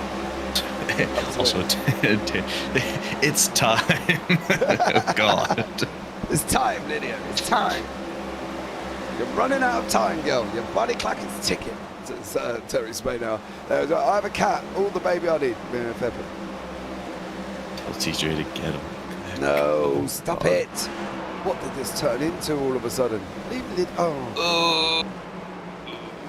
I haven't had nearly enough drinks for this. Kevin Collicott, Dan Michael, Gregory Sherman. That doesn't sound good. That's not. Somebody's bumpers off there. Oh. Ouch. Oh. Oh, he's in it again. How? How what? How has Gregory Sherman been taken out every single one of these? TJ, you wiped him. TJ got loose, punted up there. Oh, and I wouldn't mind, but look at the others' cars. And look at TJ's. It's like spotless. Yeah, I think Gregory Sherman wins the worst day on the track award. Yeah. He has had nothing but problems. Yeah. And this is what happens. We told TJ to get up, and he just went up into someone and took him out. Gee whiz. There we go. Brother Young is dead. Says Squad. I agree. Yeah, I think he's had a rough day. Yeah, he's had a rough night. I've got his name written down quite a few times. So there we go. I've also now got to turn over my A4 piece of paper because I've written all the cautions down. I'm now running out of room, so I'm now on the back side of on lap 173. Let's pull in somebody else for a chat here. We're still on the pace car. We are. Let's get grips and have a chat with the one that has led the most green laps. However, we have not had many, Mr. Dylan Critz. Dylan, welcome in, buddy. How are you? I'm doing great. You're doing great. You're at the front. You're escaping. This is true. This is better than last week. Well, the week before last week because of the rain. You know what I'm talking about. Las Vegas. I do. I would ask, how is it out there? But you're getting a wicked jump off the greens every single time. Is that your saving grace, you think? Oh, yeah. If we go for, like, more than 15 laps, I'm probably cooked. I think Andrew's got the speed right now. But it's a defensive game. We'll see if I can keep it up. And what do you reckon the chances would be? If we get one more caution, depending if it's like in 10, 15 laps, I think there's a solid chance I can keep it up. Otherwise, if we keep it green somehow, I am very concerned. We're good on fuel, though. Good on fuel. How are you on tires, though? I took a set last time I pit, so we're fine right now. You pitted on lap 162. You should be good to the end, right? That's my hope. If I'm not, then oh God. Oh God. All right, mate. Well, let's pop you back in. The pace car lights are off. Was you in the BSPS room? Yes. Okay, bro. I'll drop you. I can't remember where I pulled you from. All right, have a good one, buddy, and good luck. Hey, thanks. Sounds well scared. I mean, I would be too at how this race has gone. He sounds like he's absolutely just bricked himself. Poor old Dylan. Right, he's getting a jump on the start. That's his saving grace. He said it every time. He's done it every time. So let's see what he does this time around. Is Dylan Critz going to get the jump again? He has. He's left Williams in the dust once more. He's bolted under the green. He didn't get as big a jump as he normally has. He's running that low line. He's got fresh tyres for days. We're into the last 25 laps, and we've only got 11 cars on the lead lap. And TJ, who was found himself at the dizzy heights of 6th when we were talking to him, is now down in 16th and 3 laps down. Yeah, it's a rough day all the way around right now. Yeah. There's nobody left on a single lap down. No. It looks like everybody is 2 laps or more. Yeah, definitely there as well. I do like the fact that Mr. Spainhouse Senior is going to use me as an scapegoat. My son will never talk to me again, but I would tell him James told me to keep chatting. Oh, there you go. I mean, I blame James too. I blame him at my work. He's not even involved there. No, I'm in a different country. I don't care. Blame me as much as you want. I go out and blame the sheep. Great. That's fine. Ah, fair. That's yeah. We anything goes wrong, I'm like, man, James, why'd you do this? Exactly. That works. My coworkers are like, who is James? I'm like, don't worry about it. But he's at fault. It's all his fault though. Let's go on a lap with Mr. Dylan Critz here, who has been led probably the majority of the green flag laps. Not that we've had loads, but what we have had, he has led. You can see Andrew Williams closing in. Williams is getting a wicked slingshot out of 3, so he's going to have to lock up the inside or just keep running that wall. Williams is coming through now. Oh, he's got all a little bit squirrely. Hold on to it, Dylan. There, you've got this. Run that high line, slingshot out the corner. There you go. That's your saving grace, buddy. That's your saving grace, that high line. I did say at the beginning, it worked for me, and I'm not even a driver. As he did manage to hang on there, Kenton, once more running that high line. Yeah, the high line, I mean, it seems to be working out as long as you're not getting glued to the wall like he just did there. That'll slow you right down and take all your momentum away. But no, it seems to be working out, especially if you're on slightly cooked tires and need a little bit of love. But hopefully he's able to hold on to it. It looks like so far he's going to. Williams kind of trying to figure out which... Yeah. Trying to sit there and figure out which... end of things he wants to go on, but he seems to be going up and down and very, very undecided as to what his tactic's going to be for the rest of this race here. He can't really do a lot, can he? If he sends it out the inside and goes in deep, he's going to spin him. At the moment, Chris is running that outside line and using it as a slingshot past him, so for him at the moment, he's in a prime position to keep hold of this win. Yeah, it's going to be a little tricky because you can kind of more or less make your car about like 4 cars wide, and this is going to get... Oh, that saved him. Keep going.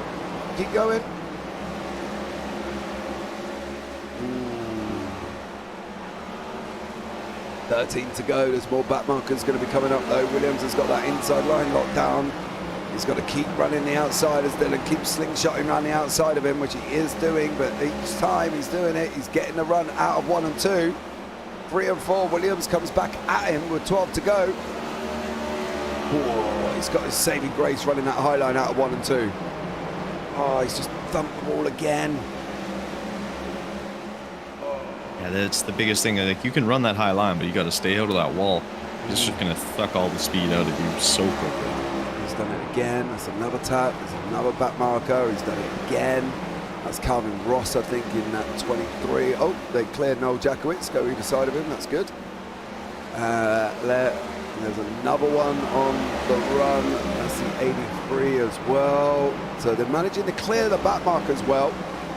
So let's see what goes on. Bradley Young is the next one. He's 12 laps down, this poor old Brad. He's not had a good race whatsoever here at Bristol. 9 to go. Can we keep it green, do we think? I'm hoping so. It would be the longest green flag run, so it sounds about right to have right at the finish line. It's instead of the rest of the race. But I think it's all going to kind of depend on how these guys are able to navigate through this traffic coming up here. Brad, go low, bro. Go low, bro. Go low, go low. He has done. Well done, Brad. Hunter Cole's the next one up. Lead battle still commencing. And then we've got Alex Wick, Cody Kern, Carson Strada, and Jamalin further back. Oh, he's off the wall again. Stay off the wall, buddy boy.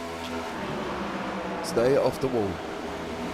I think his tires are just straight up cooked at this point. He can't be. He's only on 162, dude. Yeah, but like TJ said, after about 30 laps, they start to feel like ice. They were all right earlier on. Depends on what sort of run you're after. He just needs to keep using them back markers. Just needs to keep He using. keeps using the wall instead. Yeah, but that's not the point. Keep using the back markers. Come on, get onto the 10. Get onto the 10. Dylan now 3 to go. He's hanging on. He's hanging on. Oh, get on the white flag before any cautions. Get on the white flag. Get on the white flag. Get on the white flag. Get on the white flag. Please get on the white flag. That'd be fantastic if we're able to. Oh, and he keeps it just out of the wall there. Yep. See, that would have been his opportunity to squeeze him against the McLaughlin. Yeah, use McLaughlin. Well, there's white, so no more cautions. Oh, Dylan. He's got one more corner to do I heard it. someone. No, Someone just went sliding. Ignore it. Dylan crits. Oh, he does take it. Oh, and he holds on. Oh, fair play. Fair play, Mr. Crits. He did it there. Hung on to it. From Andrew Williams, from Alex Witt, from Strada, from Carson, from Jim. Oh! It's a bit of chaos going on after hours there. I believe it may have started here. Oh. They're all...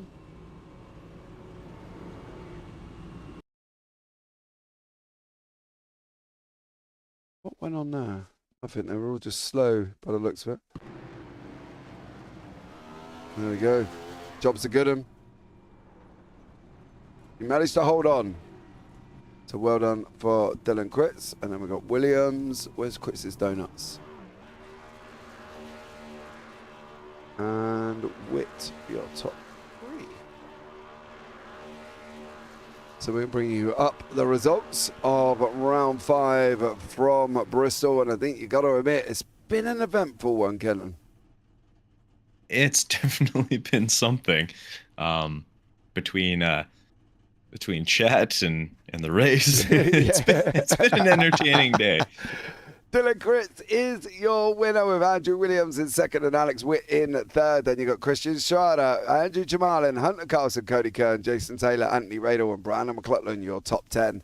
Noel Jackowitz there. Brandon McLaughlin first on the lap cars with Noel Jackowitz in 1 lap. Then you got Devon Collicott, Calvin Ross, Andrew Almquist, TJ Spainhour, and Joshua Keefe 2 laps down. That's down to 16th. Then you got Anthony Burrell, who is 3 laps. Brett Sherman is 4 laps. Stockner's 5, Cole's 6, Young's 12, Kimmel's 15, Coon's 21. Michelle's 33, Lewis is 35, Sherman 38, Kuhn 38, and Armand Brusso 68. Then you got Murphy 82, Seth Pegg 122 laps down. He is the final runner here on the racetrack, 122 laps down. He didn't really complete loads, but I tell you what we'll do. Let's start off with our third place man, one, Mr. Alex Witt. Alex, good evening to you, dear sir. How are you? Doing good. Tough race. Yeah, definitely would have liked to finish a bit better, but I had some damage that I was nursing and just really couldn't get a good feel of the track there at the end, but I'll be happy with third with the pace I had there. Yeah, it's a weird one because it just didn't really flow tonight. How is it in the car when it doesn't flow like that? When you're constantly stop, start, stop, start, stop, start. What is it like mentally for you out there? Yeah, it's really difficult because, it's always it's kind of a dice roll with the restarts, making sure you get a good one, and then what's everyone else going to do around you. It can be pretty hectic, so definitely prefer for it to go green. Having all the restarts is definitely a bit of chaos factor. Yeah, well, the longest run was from the last caution to the checkered flags, all race practically. I'd be interested to see the percentage of how many greens we were. But look, it's out the way. That's a positive side of it. We've got Bristol done and dusted. What are we going to think for you within the league, in the championship at the moment for the Winter Series? You're sitting in 4th place. We go to Kota next week, road circuit. What are we going to experience from Alex Witt on a road circuit? Well, hopefully another top 3, if not a win, is definitely the goal, but I'll have to put some practice in. Kota's not my strongest road course, but I think I could have a good chance there. Well, Alex, congratulations on your third place, buddy, and good luck for next week. Anyone you want to shout out before we let you go? Yeah, shout out to the Breakfast Club as always. Awesome stuff. Alex, thank you so much for joining us there, bud, and congratulations once more. Thank you. Right, next up is the man in second place here, Andrew Williams. Andrew, welcome into the booth, dear sir. How are you? Doing good, doing good. Awesome race. Was it? Yeah, I really enjoyed it. I know definitely way more wrecks than I think this league was hoping for, but man, the racing up front was awesome. I had a great time with Dylan Critz for those last few laps. Dylan didn't think he was going to hold on. Did you think you were going to get him? Man, I was open to it. It was real close. I thought we had a shot to get him, and then we just kept hitting lap cars at the worst time. But yeah, tried to go 3 for 3 with wins here, and just didn't get it. Yeah, you didn't get it. But look, you gave it a great go. And you say lap cars came into play, I think, over the last 10 laps, to be fair, because he kind of used them quite well. He was running close to it, so you couldn't go anywhere. You know, how hard is it when you're following a car who's using traffic to his advantage where you're not able to get through? No, it's super challenging, especially at a track like Bristol where it's so tight, and really the only way around there fast was running the wall. So when he was on the wall and the lap cars were in the middle, I just didn't have anywhere to go. Yeah, and that's what we did say earlier on, right at the top of the broadcast, was the outside line works the best. Well, I found it works the best, but I'm not a driver. Going forward for you, another big, nice little chunk of points in the championship. Doing well in the championship at the moment. Yeah, I think I've got like a 25-point lead right now. So, and I think today at least I maintained my standing. So, yeah, can't be happier. Yeah, absolutely, Andrew. Thank you so much for joining us there, buddy. Anyone you want to shout out? Of course, I want to give a huge shout out to my other Orange Wheel Racing buddies, Andrew Burrow and Nick Stockner. They did not have fun tonight, but I'm happy they showed up and ran this with me anyway. Yeah, it was a tough one. It was a tough one. Yeah. It was a tough one for a lot of people tonight. So yeah, just shout out to them for showing up. There wasn't many people on the lead lap, dude. There was like 9 out of the field. Yep. So, it is what it is. But Andrew, thanks so much for joining us. On to COTA next week. At least we won't have so many cautions. Yeah.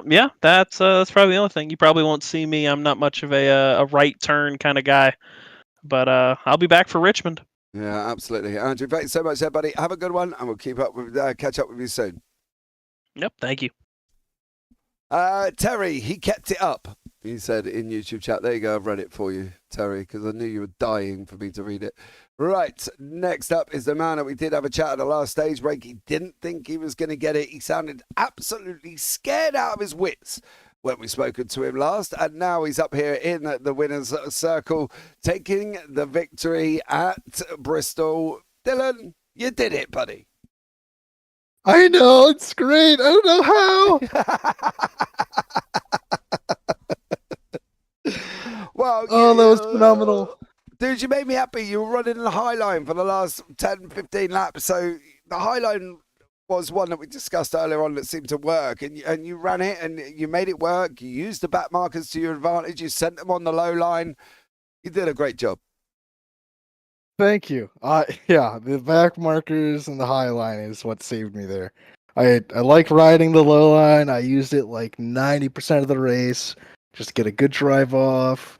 Keep it cool and controlled on the bottom. But I did not have the same speed Andrew did. So I knew I had to move up top. Just worked out. Oh, that was so fun racing, though. That was phenomenal. Yeah, it was an absolutely great evening to watch. Somewhat long and painful at times, but you got there. We go to a different circuit next week, dear sir. How are you on a right turn COTA? You know, I like to think that road courses are one of my best tracks. So I'm pretty excited. I think I'm going to do well there. Okay. Braking is one of my specialties, I'd like to think. I can brake deep in the corner, keep it under control. Okay. Well, the wall over the last 5 laps definitely assisted you in your braking, didn't it? Yeah, every time I was praying that the toe link would hold on. Every time I knew I was overshooting the corner, like, oh, stop hitting the wall. Yeah, It definitely was not helping. No, Kenton picked up on it as well. That the fact that you were just using the wall as almost like a Chastain moment, to be fair. But look, dude, I'm not going to take that away from you. You did it. You held on, and it was absolutely amazing. So fair play to you. Anyone you want to shout out before we let you go? I want to shout out Black Flag Motorsports for their excellent support in the NASCAR iRacing series and Broke Scrub Cup. Shout out BizPiss. Shout out CC O'Brien's. Excellent bar and grill. Love their sports bar. Phenomenal food. Phenomenal service. And most importantly, God. I'd like to thank God. Okay. Fair play. Dylan, congratulations, buddy. And we'll talk to you soon. Hey, thanks. Well, there you go, Kenton as well. Thanks, James. I will let you buy our tickets to Bristol. I'm not quite sure how that works, to be honest. Beauty. I'm here for it. Let's go. No. James says he's buying. No, you're supposed to fly me over, Terry. Have you not learnt this by now? Come on, dude. We've been at this. How long have we been at this for? I don't even know. I don't even know. This is our third season of it? Yeah. Come on, Terry. We're nearly a year in. You're supposed to buy me the tickets. Not me buying them for you because you live closer than I do. Oh, blimey. All right. How do we sum up Bristol? 35% of the race was under caution. Oh, you're kidding. Nope, 70 of 200 laps under caution. I'll put it to you this way. The fastest laps pretty much across the board were in the 14s, with the odd one in 15 seconds. However, the average lap time was 25 seconds.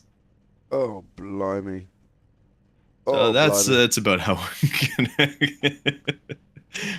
we're gonna talk about this race. That'll sum it up. Terry, Kenton said it, so it makes it so. No, just because. I have the power now. No, you're not helping my situation here either whatsoever. So that's definitely a no-go, Mr. Spainhour. I'm sorry. I do love you, and you are amazing, and you send me little knickknacks, but no. However, I haven't got a knickknack for the new one that Mr. TJ's in. So, you know, hint, hint. Get on it, Terry. Get on it, son. There as well. Right, guys, I think on that bombshell that we have just sat here and watched a 14 cautioned race, 70% under, or 70 laps under caution. We're going to wrap it up here and once more. Thank you so much to everybody that's joined us. Squad, Peggles, Lydia, the TJ Spainhour Massive, Mr. Spainhour Senior. Mama popped in earlier on as well. Thank you so much to all of you. You're all amazing. Don't forget, before you log off, like, subscribe, and turn on the bells. But that's going to wrap it up here. I've been James Parfitt. I've been alongside Kenton Sportak for this JPB production of the BSC Round 5 from Bristol at the last great Coliseum. And as always, take care, have a great week, and you never know, we might see you on a track sometime. Good night.